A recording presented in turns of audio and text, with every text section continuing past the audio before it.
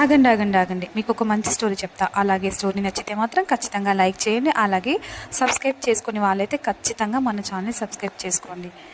Story పేరైతే కప్ప ముత్యం అన్నమాట. అనగనగా అడవిలో ఒక కప్ప హాయిగా జీవిస్తోంది. ఒక హంస దానికి పరిచయం అయిందనమాట.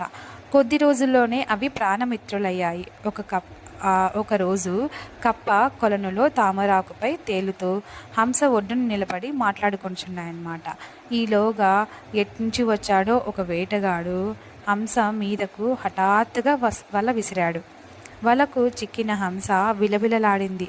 అది చూసి కప్పకు ఏం చేయాలో తోచలేదు. వేటగాడా, దయచేసి తనను విడిచిపెట్టు అని ప్రాధేయపడింది. దీన్ని అమ్మితే బోలెడు డబ్బులు వస్తుంది, విడిచిపెట్టను అన్నాడు.